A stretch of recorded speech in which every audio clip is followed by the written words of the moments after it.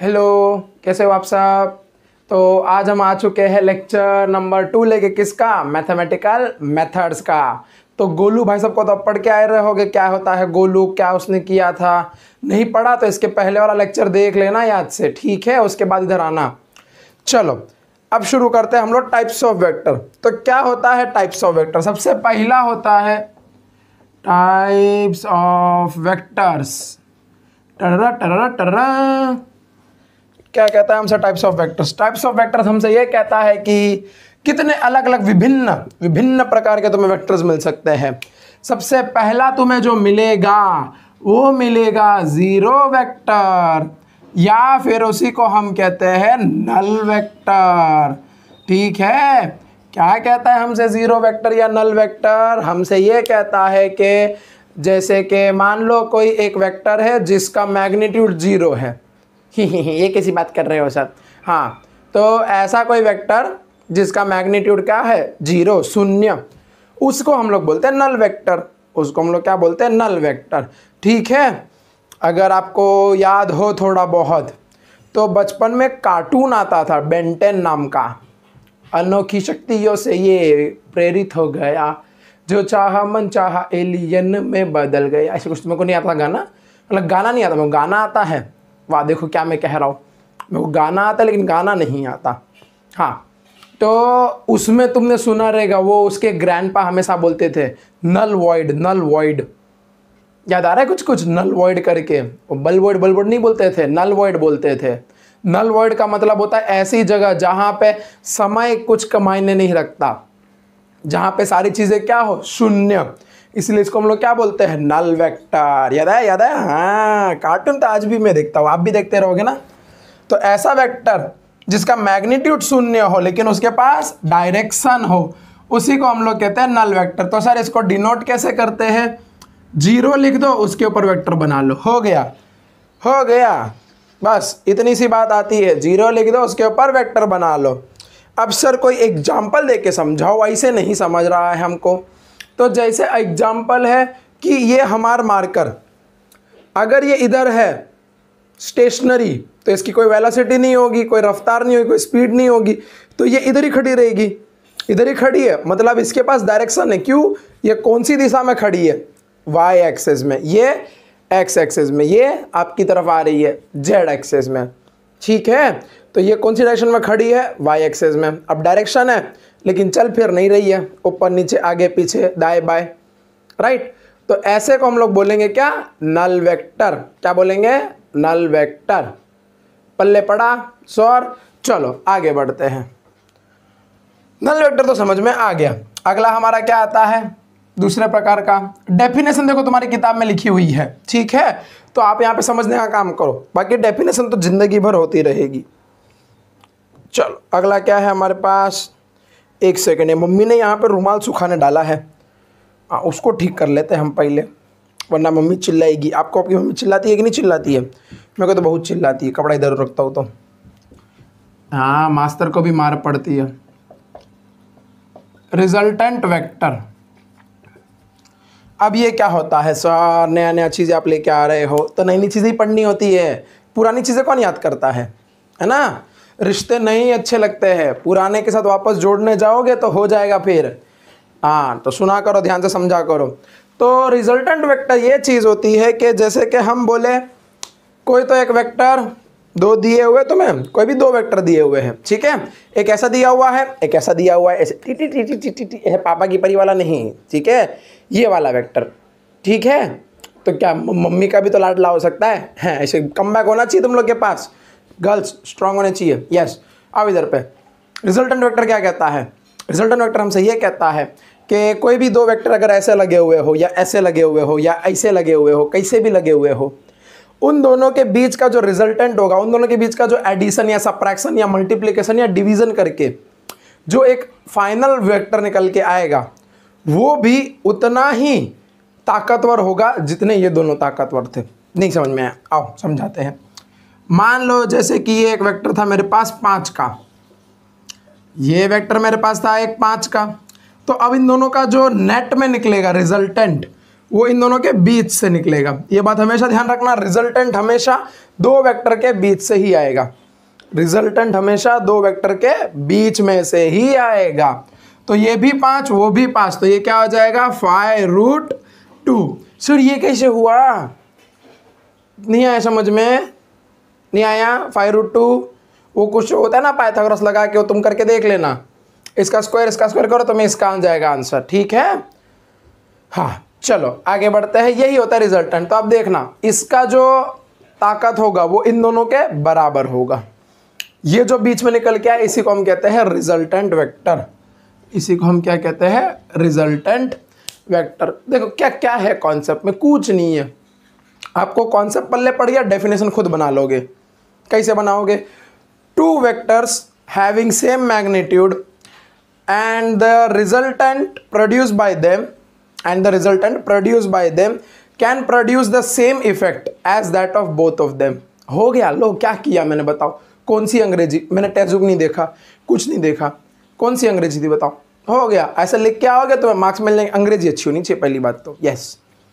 अब आगे बढ़ते हैं, आगे आता है हमारा बबुआ एक अगला वेक्टर जिसका नाम है नेगेटिव वेक्टर। हा क्या कहता है हमसे नेगेटिव वेक्टर, जिंदगी सवार नहीं है, नहीं कहता वो, जिंदगी सवार दो नहीं कहता। हाँ सवार तो देगा अगर आप पढ़ लोगे अच्छे से, ये नहीं कहता। लेकिन वो नेगेटिव वेक्टर ये हमसे कहता है, सर ये खाली बोर्ड क्यों मिटा रहे हो, बोर्ड नहीं मिटा रहा, नमी मिटा रहा हूँ। देखो आपको साथ साथ बायोलॉजी भी पढ़ा रहा हूँ। ह्यूमिडिटी, यस ठीक है। आओ, तो नेगेटिव वेक्टर हमसे ये कहता है कि बहुत दुख दर्द है जीवन में, ऐसा नहीं। हमसे ये कहता है कि मान लो कोई तो एक वेक्टर आपने बनाया है इधर पे ए नाम का, ठीक है। तो नेगेटिव वेक्टर का मतलब होता है मैग्नीट्यूड सेम बस ऑपोजिट डायरेक्शन। नेगेटिव वेक्टर क्या कहता है, having same magnitude but in opposite direction. तो ये इसका सेम रख के ये हो गया तुम्हारा अगला वेक्टर। तो देखो मैग्नीट्यूड सेम है, इसकी लंबाई बराबर है, बस खाली पलट दिया। इसी को हम लोग कहते हैं नेगेटिव वेक्टर। इसको क्या कहते हैं हम लोग, नेगेटिव वेक्टर। ध्यान में क्या रखनी है बात, सेम मैग्नीट्यूड, सेम मैग्नीट्यूड, ये बात ध्यान में रखनी है। अगर ये चमक गई बहुत बढ़िया बात है, ठीक है, सेम मैग्नीट्यूड। चलो अगला कौन सा वेक्टर है हमारे पास, तो अगला हमारे पास वेक्टर है इक्वल वेक्टर। इक्वल वेक्टर क्या कहता है हमसे इक्वल वेक्टर, अब भाई साहब नाम में ही छुपा हुआ है। इक्वल वेक्टर हमसे ये कहता है कि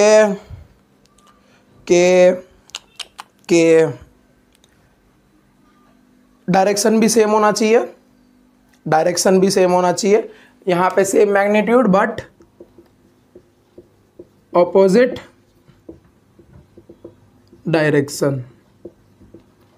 ये हमसे ये कहता है कि डायरेक्शन भी सेम होना चाहिए, मैग्नीट्यूड भी सेम होना चाहिए, तभी उसको हम बोलेंगे इक्वल वेक्टर। जैसे कि ये हो गया एक वेक्टर ए नाम का, और यही इसका दूसरा भाई इधर पे बी वेक्टर। देखो मैग्नीट्यूड भी सेम, डायरेक्शन भी same, same magnitude and direction.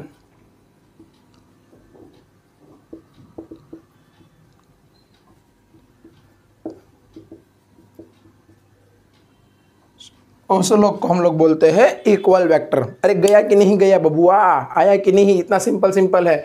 Zero vector जिसका मैग्नीट्यूड जीरो होता है, रिजल्टेंट वेक्टर जो दोनों का मिला के एक निकल के आता है, negative vector same magnitude opposite direction, equal vector same magnitude same direction. हो गया, 4 तो खत्म हो गए।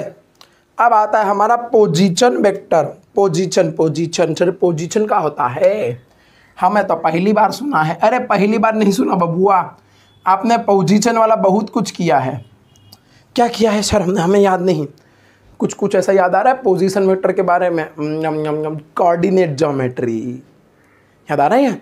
वैसा x, y लेते थे, फिर एक डॉट बनाते थे, फिर x, y का दूसरा लेते, फिर एक डॉट बनाते थे, फिर ऐसी सीधा रेखा खींच देते थे। है ना। हाँ, बस वही होता है पोजीशन वेक्टर। पोजीशन वेक्टर क्या कहता है हमसे? Position vector. तो भाई साहब पोजीशन वेक्टर हमसे ये कहता है कि कोई भी ऐसा वेक्टर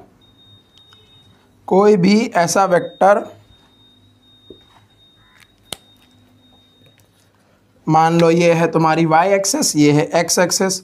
तो कोई भी ऐसा वेक्टर जो बता दे ये जो पॉइंट है इसकी दूरी ओरिजिन से, इसकी दूरी यानी कि डिस्टेंस, इसका डिस्टेंस मान लो ये पॉइंट P है, तो इसका डिस्टेंस ओरिजिन से कितना है, इसी को बोलते हैं पोजीशन वेक्टर। अरे सर क्या समझ में आया ना। जैसे कि मान लो यहाँ पे पॉइंट ले लो एक ऐसा, तो इसको नाम दे दो पॉइंट Q।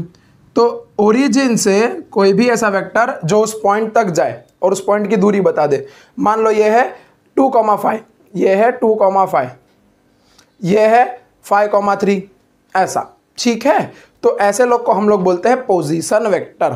क्या बोलते हैं? Position vector. चलो आगे बढ़ते हैं। अभी हम लोग हमारा आखिरी प्रकार का वेक्टर जीवन में जो हमें सीखना है और जो बहुत महत्वपूर्ण है, सबसे इंपॉर्टेंट वही है, इसलिए हमने पूरी जगह यहाँ पे खाली रखी है, वो आता है यूनिट वेक्टर। छठवां प्रकार का। सर यूनिट वेक्टर क्या होता है? पहले तो ये बताओ आसान शब्दों में। तुम पहले इतना बात जान लो, अपने दिमाग में बात फिट कर लेनी है। पूरी फिजिक्स में, पूरी केमिस्ट्री में तुम्हें बहुत मदद करेगी। कहीं पे भी वर्ड यूनिट आ जाए, कहीं पे भी वर्ड यूनिट आ जाए, यूनिट्स नहीं, यूनिट्स और यूनिट में फ़र्क होता है। कहीं पे भी वर्ड यूनिट आ जाए तो समझ जाना बबुआ वो बात कर रहा है एक, वो बात कर रहा है एक, मतलब 1 की बात हो रही है। कहीं भी अगर वर्ड आ जाए यूनिट, यूनिट का मतलब होता है 1, यूनिट का मतलब होता है 1।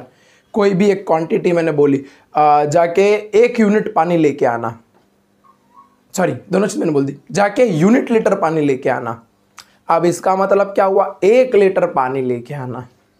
अब जाके 2 यूनिट लीटर पानी लेके आना, मतलब कि 2 लीटर पानी लेके आना। गया।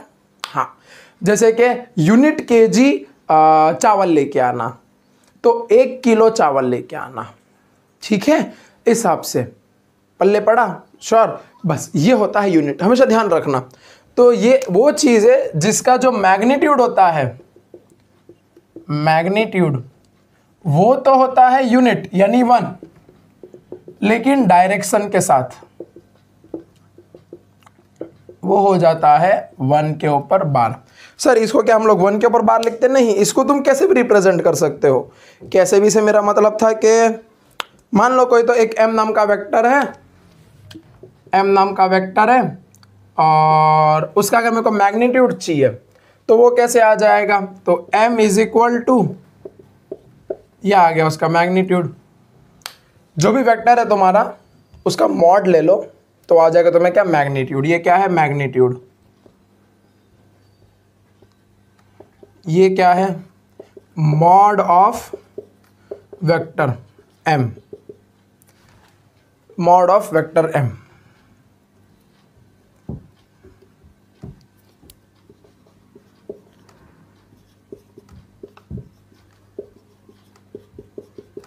मॉड ऑफ वेक्टर m, यही करना है आपको। अच्छा सर, तो आपने इसमें यूनिट तो मैं बताया ही नहीं क्या होता है। तो देखो भाई साहब, अगर तुम्हें पता करना है यूनिट कैसे निकालते हैं, तो यूनिट निकालने के लिए वेक्टर को इससे डिवाइड कर दो, वेक्टर को इससे डिवाइड कर दो, तुम्हें क्या आ जाएगा? Unit vector. अच्छा सर नहीं समझ में आया, लिख के बताओ थोड़ा, और थोड़ा लिख के बताते हैं। देखो ध्यान से, m vector upon mod of m vector, जैसे इसको करेंगे तो क्या आ जाएगा तुम्हें? Unit vector. अब यूनिट वेक्टर की एक खासियत होती है। क्या खासियत होती है सर? खासियत ये होती है यूनिट वेक्टर की कि उसके ऊपर हम अभी सिंबल कौन सा डालें। बिकॉज अगर ये डालेंगे तो समझ में आता है कि कौन सा है भाई साहब, वेक्टर की बात हो रही है। अगर सिर्फ m लिखेंगे, कोई इसके ऊपर सिंबल नहीं, कुछ नहीं डालेंगे, तो बात ये मानने में आती है कि वो मैग्नीट्यूड है। तो भाई साहब इसको कुछ ना कुछ तो अलग बताना पड़ेगा ना। जैसे हमें पता है सुनील ये है, बबीता ये है, डिम्पल ये है, क्यों मालूम पड़ रहा है? बिकॉज उनके अपने अपने अलग अलग रूप है, अलग अलग उनके काम है, उनके अलग अलग नाम है। ठीक है, तो हमें पता चल रहा है। यहाँ पे भी मेरे को देखो, ये मान लो ये तुम्हारा सुनील है, तो सुनील के साथ क्या है, ऊपर एक एरो तीर कमान लेके घूमता है। ये मान लो डिम्पल है, डिम्पल कुछ लेके नहीं घूमना पसंद करते, लेकिन बबीता, उसको कुछ तो देना पड़ेगा ना, वरना बबीता और डिम्पल एक हो जाएंगे। ऐसे नहीं, एक हो जाएंगे मतलब एक जैसी दिखेंगे। ठीक है, तो इसके लिए इसके ऊपर हम डाल देते हैं ऐसी टोपी, इसको हम बोलते हैं कैप। क्या बोलते हैं? कैप। ठीक है, इसको हम क्या बोलते हैं? देख लो अच्छे से देख लो, एकदम घूर लो। इसको बोलते हैं कैप। तो इसको रीड कैसे करते हैं? जैसे कि इसको हम रीड करते हैं एम बार, इसको हम रीड करते हैं एम, तो इसको रीड करते हैं एम कैप। क्या रीड करते हैं? M cap. एम कैप, इसको रीड करते हैं हम लोग एम कैप से। ठीक है, इतनी चीजें आती है। ओके, अब जरा देखो ये वाला किसके बराबर है? एम के। तो क्या मैं इधर पे हटा के लिख दूं तो आंसर क्या आ जाएगा? देखना, एक सेकेंड ना। तो आंसर आ जाएगा M bar upon M is equal to M cap. M cap. अब इससे प्रूफ क्या होता है? इससे हमें यह मालूम पड़ता है कि हाँ, यूनिट वेक्टर का क्या है, कुछ ना कुछ तो रहेगा। अब हम शुरू करते हैं अपना थोड़ी बहुत अच्छी अच्छी चीजें। इतना नोट डाउन कर लो फटाफट। ये सब दिख रहा है कि नहीं दिख रहा?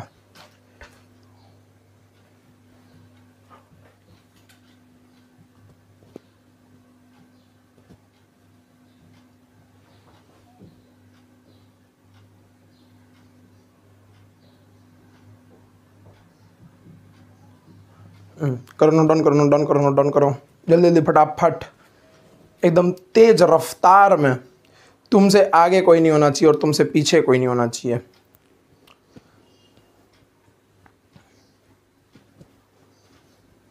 चलो, आखिरी आज का हमारा मेन मकसद,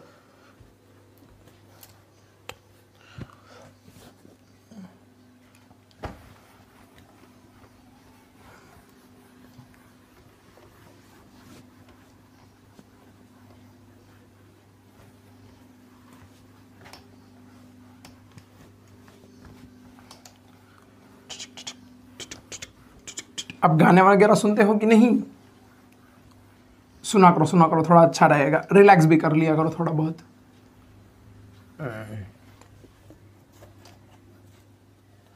आओ बात करते हैं क्या होता है। तो हम सबको पता है हमारे पास दो डायरेक्शन तुम सबने पढ़ी रहती है। कौन सी दो डायरेक्शन सर? एक होता है y, एक होता है x, और अगला जो हमारे पास डायरेक्शन निकल के आता है, जो तुम अभी से पढ़ना शुरू करोगे, होता है z। सर ये नहीं समझ में आया। दो दिशा तो आपको पता रहती है, एक x डायरेक्शन, एक y डायरेक्शन। z मतलब बाहर की तरफ जो निकल के आता है। ठीक है, कोऑर्डिनेट मेरे ख्याल से भी पढ़ा रहेगा। तो z डायरेक्शन वो ऐसे ही बनाते हैं उसको 2D में। उसका मतलब क्या होता है? वो बाहर निकल के आ रहा है, ऐसा। अब x के साथ हम हमेशा क्या डिनोट करेंगे? I। क्या डिनोट करेंगे? I। y के साथ हम क्या डिनोट करेंगे? j। k के साथ, z के साथ क्या डिनोट करेंगे? k, small k। ऐसा क्यों डिनोट करना है सर? मेरे को मान लो बताना है यूनिट वेक्टर है तुम्हारा x डायरेक्शन में, यूनिट वेक्टर है x डायरेक्शन में, तो कैसे बताएंगे? तो वो हो जाएगा x वेक्टर अपॉन x। इसका आंसर जो तुम्हारा आता है वो निकल के आता है i और कैप। इसको हम बोलते हैं आई कैप। क्या बोलते हैं? आई कैप। आई कैप।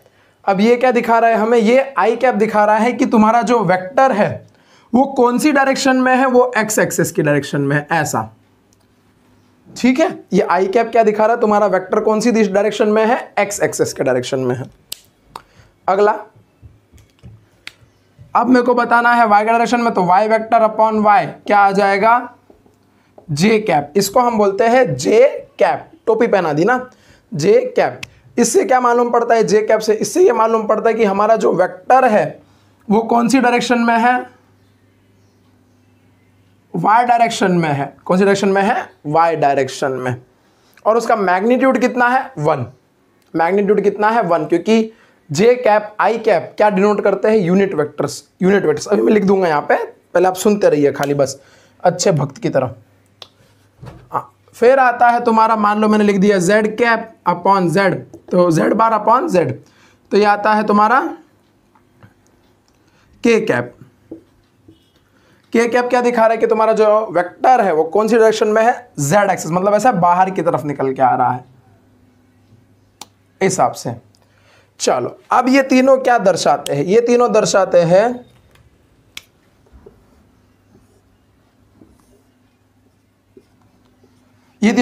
हैं यूनिट वेक्टर, यानी कि तुम्हारा जो मैग्नीट्यूड है वो कितना है 1, magnitude is equal to 1, magnitude कितना है 1 के बराबर। ठीक है, तो यही चीजें थी आपको पढ़नी थी और इतनी ही सारी चीजें आपको ध्यान रखनी है।